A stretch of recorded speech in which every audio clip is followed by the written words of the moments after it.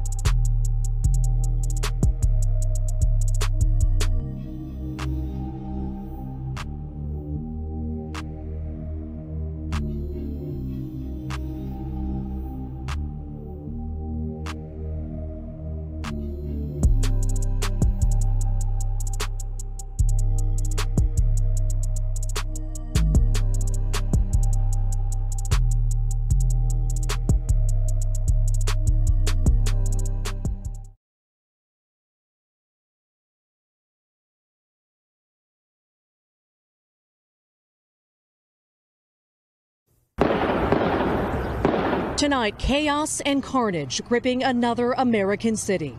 The familiar terror unfolding in downtown Louisville, Kentucky.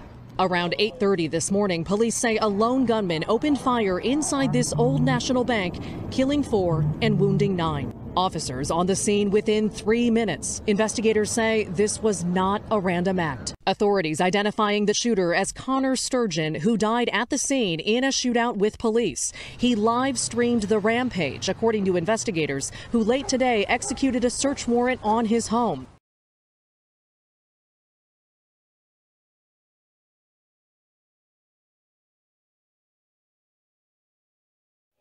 "400 people crying out for help."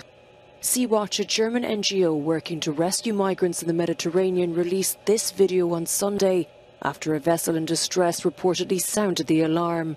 Alarm Phone, a hotline supporting rescue missions, says it received a call from the passengers on board and urged authorities to step in.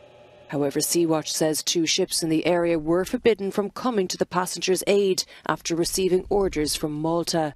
This after Spanish rescue workers pulled 145 migrants to safety from 3 boats off the coast of Lanzarote on Saturday night.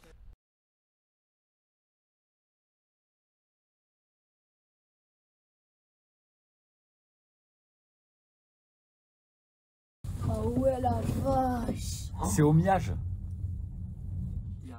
At least 5 skiers have been killed, 9 others injured after an avalanche rolled down a mountain in the French Alps Sunday.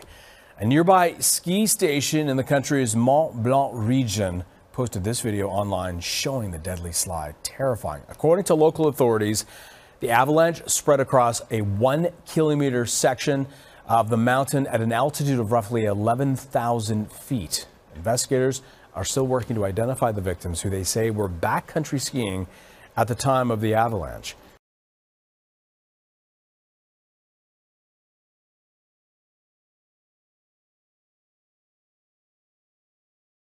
Just months ago, this meeting would have been unthinkable. But here in the Yemeni capital Sana'a, Houthi rebels sit face to face with Saudi officials in a bid to strengthen a truce after 8 years of civil war. The warring parties, the Yemeni government and Iran-backed Houthi rebels, have largely stuck to a ceasefire despite its expiry in October.